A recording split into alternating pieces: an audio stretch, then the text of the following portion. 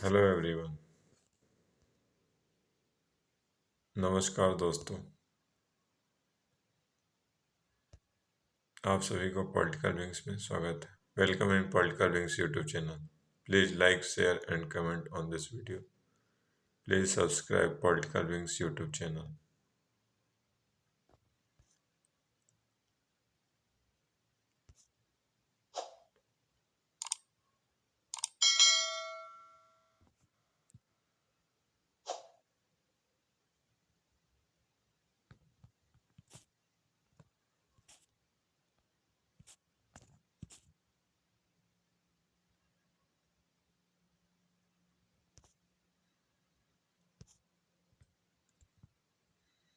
दोस्तों, आज आपको MA political science fourth semester local governance in India इसके बारे में, इसी का टॉपिक है दोस्तों, उसके बारे में बताया जाएगा।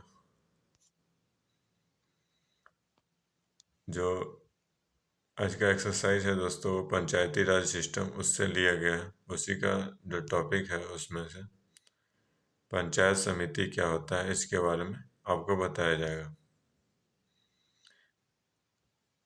दोस्तों, मैंने फोर्थ सेमेस्टर का जो बुक है वो एमए का, वो स्थानीय स्वशासन इसके बारे में, भारत में स्थानीय स्वशासन इसका बुक है। और दोस्तों, जो पंचायती राज व्यवस्था इसके बारे में उसका अध्याय है और उसका जो टॉपिक है वो पंचायत समिति, उसके बारे में बताया जाएगा आपको मेरे द्वारा। दोस्तों, मैं हूँ गौरव कुमार और मैं आपको इसके बारे में बताऊंगा। दोस्तों,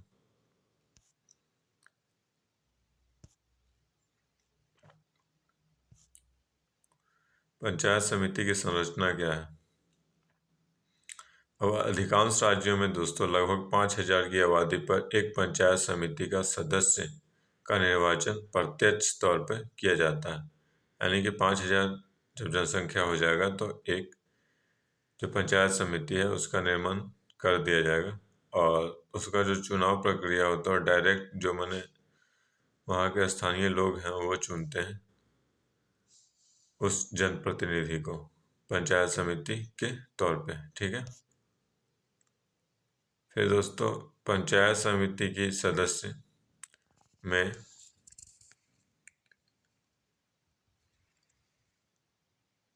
सीधे तौर पर चुने गए प्रतिनिधियों के अलावा संबंधित जो प्रखंड है और इसकी निर्वाचित क्षेत्र के अंतर्गत अंशतः या पूर्णतः दोस्तों जो प्रतिनिधि होते हैं उनको भी शामिल किया जाता है। ये विधानसभा के माने प्रतिनिधि होते हैं।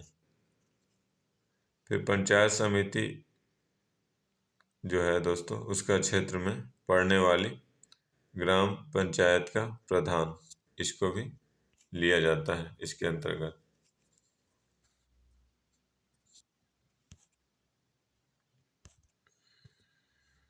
पंचायत समिति की संरचना दोस्तों,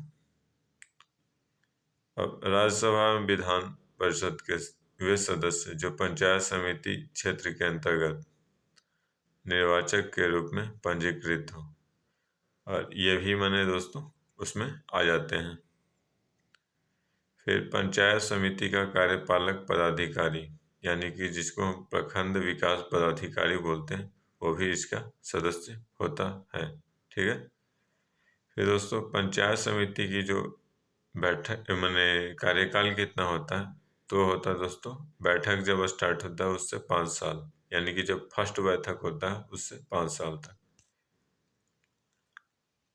नेक्स्ट है दोस्तों, पंचायत समिति के प्रादेशिक निर्वाचन क्षेत्र से निर्वाचित सदस्यों को अनुमंडल दंडाधिकारी जो होता है वो शपथ दिलवाता है और जो प्रथम जो बैठक होता है उसकी अध्यक्षता भी जो है वो अनुमंडल दंडाधिकारी ही करता है। और उसके बाद जो दोस्तों बैठक होंगे उसके लिए जो निर्वाचित सदस्य हैं पंचायत समिति के, वो अपने में से 2 लोगों को चुनेंगे। एक होगा अध्यक्ष और दूसरा होगा उपाध्यक्ष।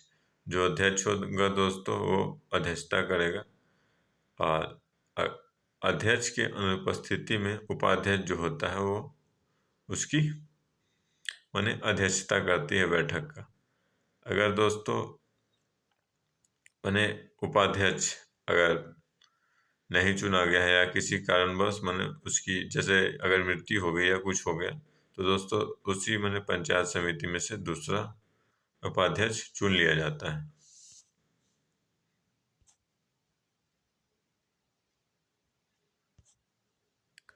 पंचायत समिति की बैठक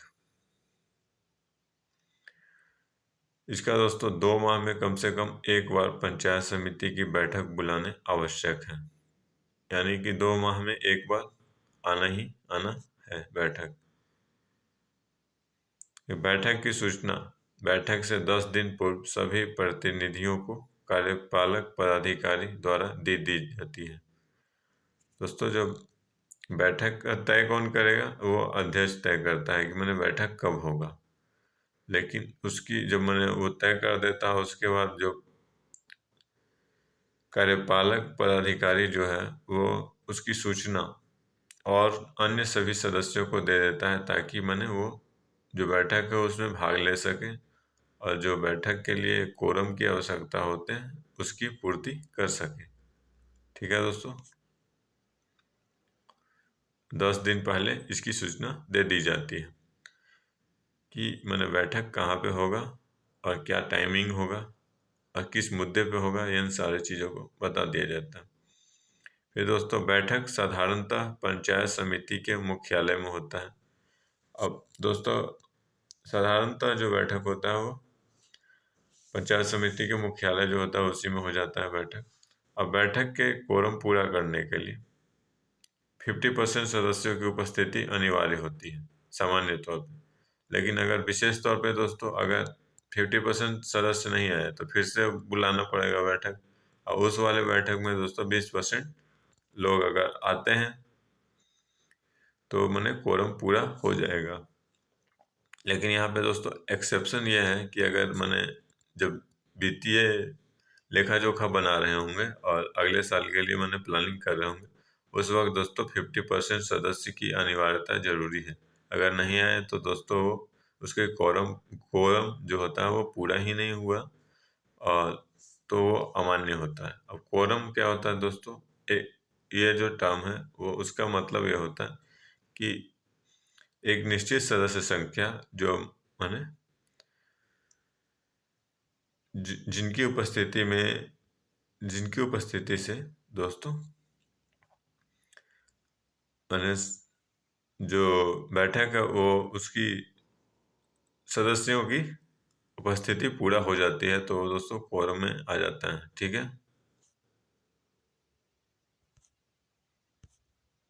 पंचायत समिति की बैठक अध्यक्ष और उपाध्यक्ष दोनों की अनुपस्थिति में उपस्थित सदस्यों में से ही दोस्तों एक माने कोई चुन लिया जाता है उस बैठक के लिए उस वक्त, और वही उसकी अध्यक्षता करता है उस वक्त का माने जो बैठक चल रहा है उसकी अध्यक्षता करता है।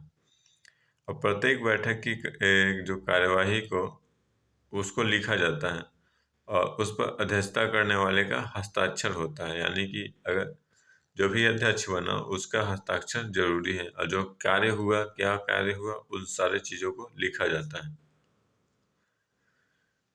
फिर दोस्तों नेक्स्ट है कार्यवाही पंजिका के संरक्षण का कार्य कार्यपालक का पदाधिकारी करता है। जो कार्यपालक पदाधिकारी होता है दोस्तों वो जो भी मैंने कार्य हुआ है उसका जो लेखा जोखा रखने का कार्य उसी के पास है, वही रखता है।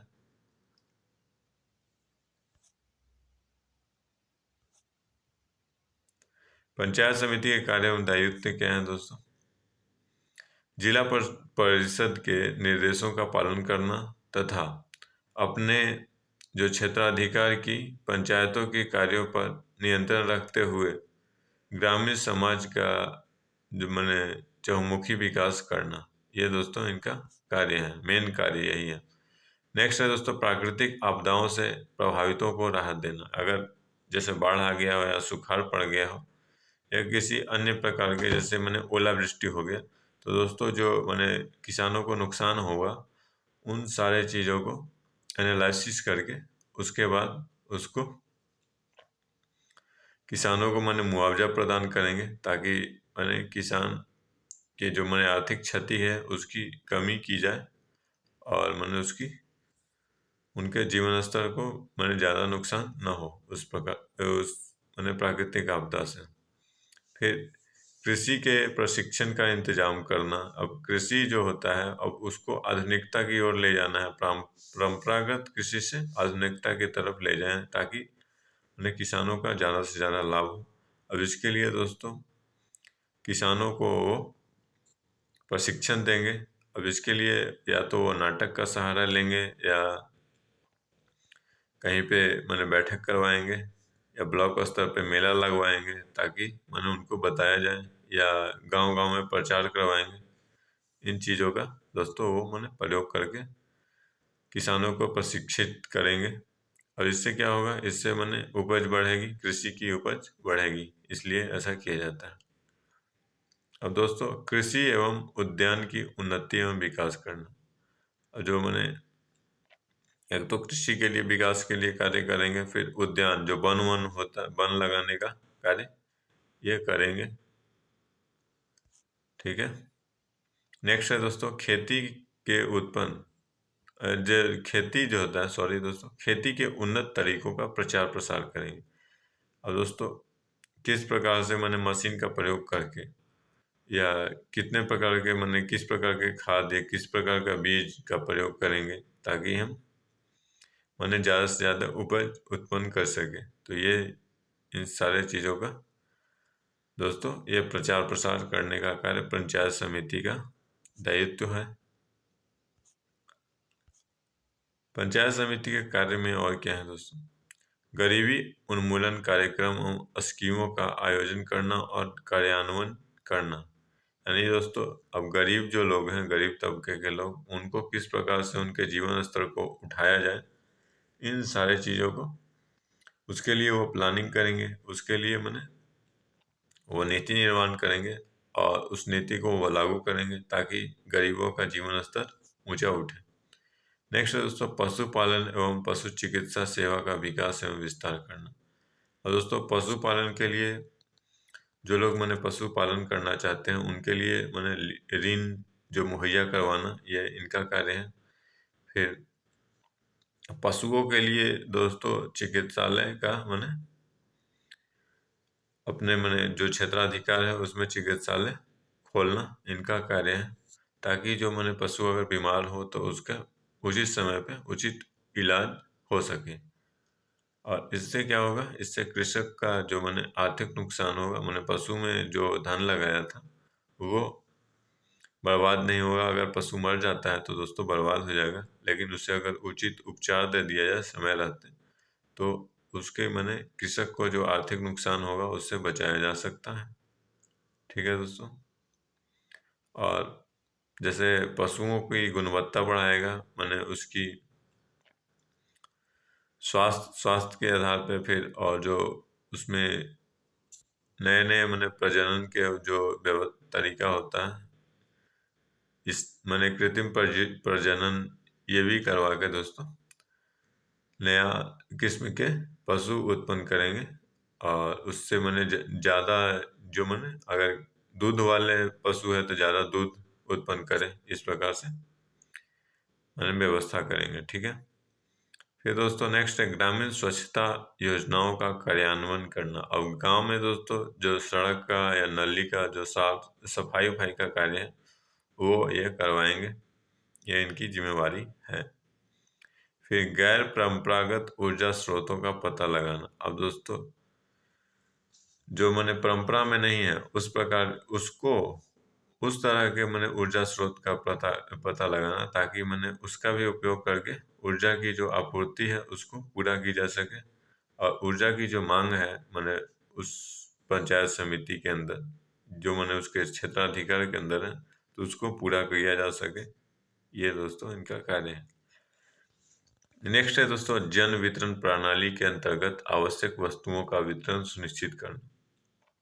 अब दोस्तों जिन लोगों को जन वितरण प्रणाली के तहत जो मैंने अनाज मिलता है या राशन मिलता है, उन सारे चीज़ों को, या कभी कभी सरकार दोस्तों सभी लोगों के लिए उन्हें कोई चीज़ देने के लिए करता है, तो वो दोस्तों इनको ही मैंने सभी को प्रदान करना होगा। जो मैंने उस क्षेत्राधिकार के अंतर्गत जो लोग आते हैं उन सभी को वितरित करना होगा, ये इनकी कार्य है और पंचायत समिति के कार्य के अंदर ही आते हैं। ये सुनिश्चित करेंगे कि जो मैंने वितरण हुआ है वो सही तरह से हुआ है या उसमें धांधलियाँ हुई हैं, तो इन सारी चीज़ों का वो देख रेख करेंगे। पंचायत समिति के कार्य में और क्या है,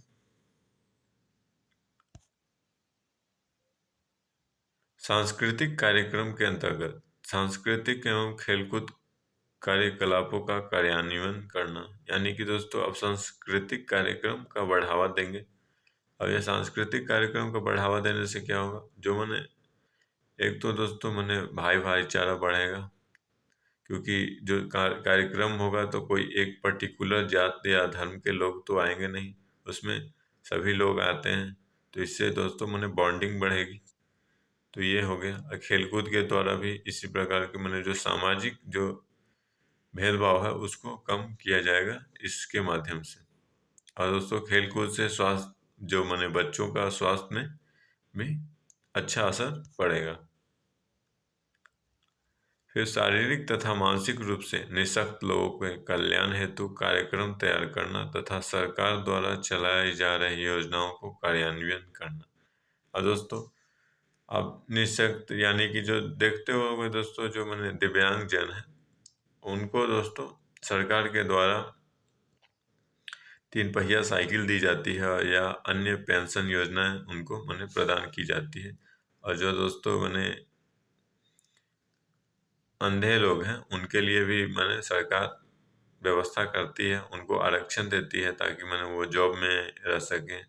तो इस प्रकार की मैंने व्यवस्था करने से क्या होता है दोस्तों, मैंने और योजना तैयार किया जाता है। इसका लाभ ये होता है कि मैंने उनको भी उनका भी जीवन स्तर अच्छा बन सके। ये नहीं कि मैंने वो अगर शारीरिक तौर पे कमज़ोर हैं तो उनको दोस्तों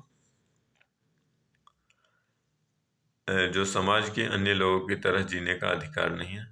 इस मैंने इसीलिए दोस्तों उनको भी आरक्षण के तहत देकर जॉब प्रदान की जाती है ताकि मैंने वो अपना जीवन स्तर भी अच्छा तरह से जी सके और अपने परिवार के पालन पोषण कर सके। नेक्स्ट दोस्तों सड़क, भवन, पुल, जलमार्ग तथा संचार की योजनाओं के कार्यान्वयन एवं संरक्षण करना। और दोस्तों ये पंचायत समिति के कार्य हैं कि जो भी मैंने उसके क्षेत्राधिकार के अंतर्गत आते हैं, सड़क, भवन, पुल, फिर जलमार्ग तथा संचार जो व्यवस्था है उन सारी चीज़ों का देख रेख करेंगे। फिर अगर उसमें त्रुटि है तो उसको सही करवाएंगे। और दोस्तों अगर मैंने आवश्यकता है कि नया चीज़ लगाया जाए तो नया वो लगवाएंगे। फिर ग्राम में विद्युतीकरण का कार्य भी करते हैं ये लोग।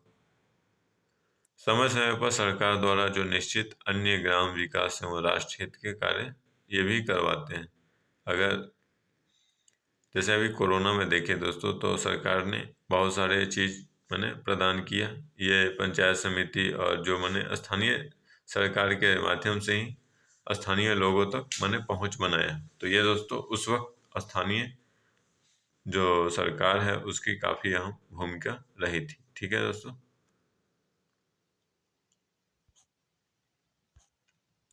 पंचायत समिति के आय एवं साधन। अब आय कहाँ से प्राप्त करते हैं? पंचायत समिति को अपने कार्य एवं दायित्व की पूर्ति करने के लिए संपत्ति अर्जित करने, धारण करने तथा निपटारा करने तथा संविदा करने की शक्तियाँ प्राप्त होती है।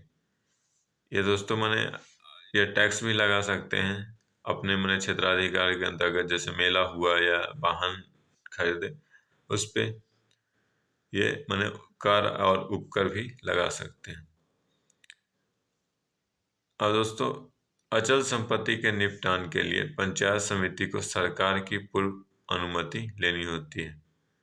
ठीक है दोस्तों। अब अचल संपत्ति क्या हुआ, जो मैंने जैसे मैंने भवन हो गया तो ये दोस्तों अचल संपत्ति हुआ। भवन या जमीन जायदाद, ये सारे अचल संपत्ति में आते हैं। ठीक है दोस्तों। पंचायत समिति की निधि क्या है? अब दोस्तों इनको केंद्र और राज्य सरकार के द्वारा और जिला परिषद जो होता है उसके द्वारा इनको मने धन प्रदान की जाती है। ठीक है। अब यह दोस्तों तो उससे जो धन प्राप्त होता है तो वो उसके निधि में ही आ जाते हैं, और प्रत्येक जो पंचायत समिति है एक निधि अपना अपना पंचायत समिति एक निधि बनाता है अपना, ताकि मैंने वहाँ से वो धन यूज करेंगे। पहले वहाँ जमा होगा, उसके बाद वहाँ से धन वो यूज करेंगे मैंने पंचायत के विकास के लिए। अब जुर्माना तथा अर्थदंड से वसूली गई राशि, और दोस्तों वो जुर्माना भी लगा सकते हैं, और जुर्माना या जो मैंने अर्थदंड लगा है किसी के ऊपर, और वो धन जो चुकाएगा उससे जो प्राप्त राशि है उससे जो मैंने पंचायत समिति है वो अपना पंचायत के विकास में लगाएगा। फिर केंद्र अथवा राज्य सरकार द्वारा स्वीकृत ऋण यदि कोई भी हो, अथवा पंचायत समिति द्वारा अपनी संपत्ति से उगाही राशि। और दोस्तों पंचायत समिति के पास भी कुछ संपत्ति होगा, जैसे मैंने अगर कोई भवन है तो उसको मैंने अगर किराए पे देता है, जैसे शादी के लिए या किसी और फंक्शन के लिए, तो दोस्तों उससे जो मैंने आय कमाएगा पंचायत समिति उसको वो यूज करेगा मैंने अपने विकास के लिए। ठीक है, पंचायत समिति के विकास के लिए, पंचायत के विकास के लिए। नेक्स्ट है दोस्तों अपने द्वारा उगाए गए जो पथ कर होता है, यानी कि रोड टैक्स लेगा, फिर शुल्क एवं उप शुल्क में से प्राप्त धन, और जो भी मैंने वो धन लेगा शुल्क के तौर पे या उप शुल्क के तौर पे, तो वो सारे चीज़ों का ये इसकी निधि में ही आ जाती है। और दोस्तों फिर उपहार या किसी अन्य प्रकार की मैंने उसको अगर कोई उपहार देता है कोई भी संस्था या कोई दान देता है, तो ये सारे जो मैंने धन होंगे वो दोस्तों पंचायत समिति के निधि के अंतर्गत ही आ जाएंगे।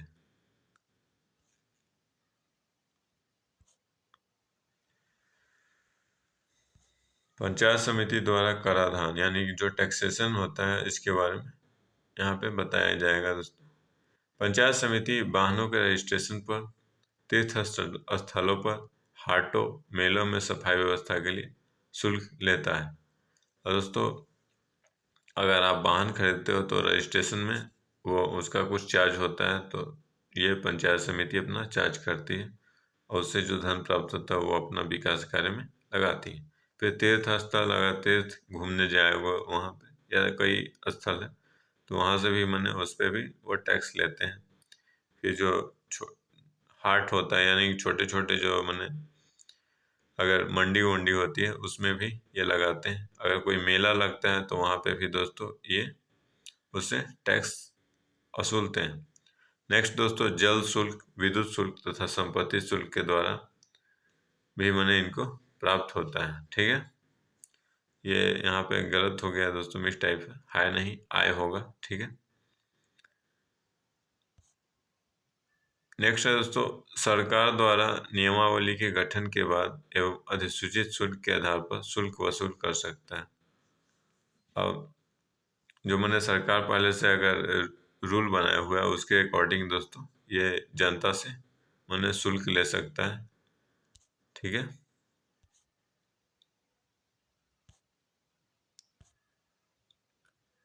पंचायत समिति के बजट, लेखा एवं अंकेक्षण।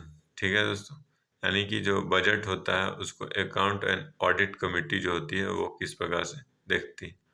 पंचायत समिति प्रत्येक वर्ष अगले वित्तीय वर्ष के लिए अपनी जो मैंने जो प्राप्ति है एवं वितरणों का बजट तैयार करती है और उसे बैठक में उपस्थित सदस्यों के बहुमत से पारित करती है। और दोस्तों अगले साल के लिए जैसे राज्य सरकार में आप देखते हो या केंद्र पे देखते हो कि जो बजट पेश होता है, ठीक उसी प्रकार से दोस्तों पंचायत समिति में भी बजट पेश होता है, आय व्यय का लेखा जोखा तैयार किया जाता है, और उस जो बैठक होता है दोस्तों उसमें 50% जो सदस्य हैं उनकी अनिवार्यता जरूरी है, तभी वहाँ पे क्वोरम पूरा होगा, नहीं तो दोस्तों वो नहीं पूरा होगा और वो बैठक मान्य नहीं होगा। ठीक है, नेक्स्ट है दोस्तों, वित्तीय बजट के बैठक में 50% सदस्यों की उपस्थिति अनिवार्य होता है और वही तभी कॉरम पूरा समझा जाता है। ठीक है दोस्तों। नेक्स्ट है दोस्तों, पंचायत समिति के लेखों के जो अंकेक्षण यानी कि जो ऑडिटिंग का कार्य होता है वो भारत के नियंत्रक एवं महालेखा परीक्षक, जिसे कैग बोलते हैं दोस्तों, अथवा इसके द्वारा प्राधिकृत जो अधिकारी होते हैं दोस्तों वो करते हैं। ठीक है, या तो कैग करेगा या कैग के मैंने जो प्रतिनिधि हैं वो करेंगे।